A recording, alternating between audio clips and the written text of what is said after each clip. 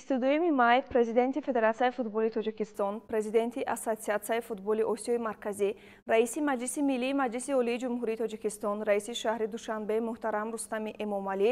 дар маросими таърихии нахустин таҷлили Рӯзи ҷаҳонии футбол, ки дар қароргоҳи Созмони Милали Муттаҳид дар шаҳри Нью-Йорк баргузор гардид, иштирок ва суханронӣ намуданд. Гузориш аз шаҳри Нью-Йорк. 22 май президенти Федератсияи футболи Тоҷикистон, президенти Ассотсиатсияи футболи Осиёи марказӣ, раиси Маҷлиси миллии Маҷлиси Олии Ҷумҳурии Тоҷикистон, раиси шаҳри Душанбе муҳтарам Рустами Эмомалӣ дар маросими таърихии нахустин таҷлили Рӯзи ҷаҳонии футбол, ки дар қароргоҳи Созмони Милали Муттаҳид дар шаҳри Нью-Йорк баргузор гардид, иштирок ва суханронӣ карданд. мавриди зикр аст, ки маҳз бо пешниҳоди президенти Федератсияи футболи Тоҷикистон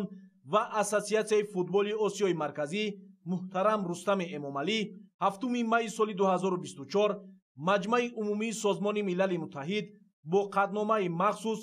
рӯзи 25 майро ҳамчун Рӯзи ҷаҳонии футбол эълон кард. муҳтарам Рустами Эмомалӣ зимни суханронӣ изҳор доштанд, ки 25 май аз ҷониби ҷомеаи ҷаҳонӣ ҳамчун Рӯзи ҷаҳонии футбол эътироф карда шуда,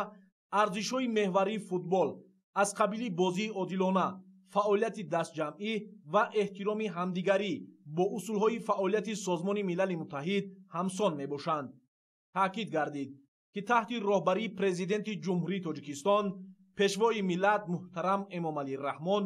дар Тоҷикистон таи солҳои охир ба рушди футбол таваҷҷӯҳи хос нигаронида мешавад. дар ин ҷода амалисозии стратегияи рушди футболи миллӣ то соли 2026 заминаҳои мусоиди густариши футболи ҷавонон, рушди инфрасохтор, баландбардоштани сатҳи лигаҳои касбӣ